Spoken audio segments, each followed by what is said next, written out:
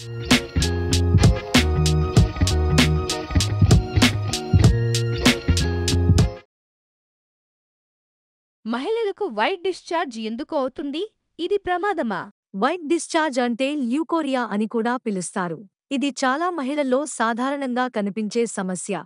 ఇది సాధారణంగా తెల్లటి లేదా కొంచెం లేత పసుపు రంగులో ఉండి, వాసన రాని ద్రవంగా ఉంటుంది.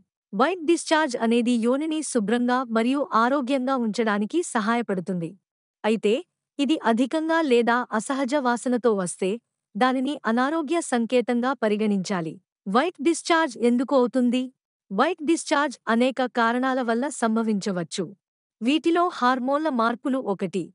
యుక్తవయస్సు, గర్భధారణ, ఋతుక్రమం, ఋతువిరతి సమయంలో హార్మోన్ల స్థాయిలలో మార్పుల కారణంగా వైట్ డిశ్చార్జ్ పెరుగుతుంది. లైంగిక ప్రేరేపణ సమయంలో యోని నుండి ఎక్కువ ద్రవం విడుదల అవుతుంది.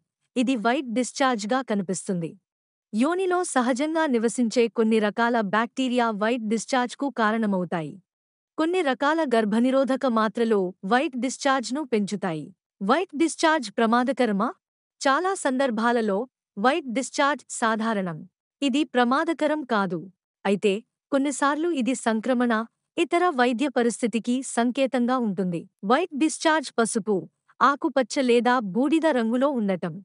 ఇది దుర్వాసన రావడం, యోని నుండి రక్తస్రావం, దురద లేదా మంట వంటి లక్షణాలు కనిపిస్తే వైద్యుడిని సంప్రదించడం మంచిది.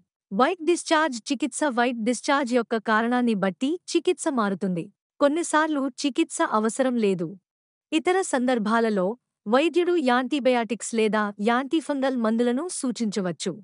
కొన్ని హోమ్ రెమెడీస్ ద్వారా కూడా వైట్ డిశ్చార్జ్ను తగ్గించుకోవచ్చు. యోనిని శుభ్రంగా, పొడిగా ఉంచడం ముఖ్యం. కాటన్ అండర్వేర్ గాలిని ప్రసారం చేయడానికి, తేమను నివారించడానికి సహాయపడుతుంది. సుగంధ ద్రవ్యాలు, సబ్బులు చికాకు పెట్టవచ్చు.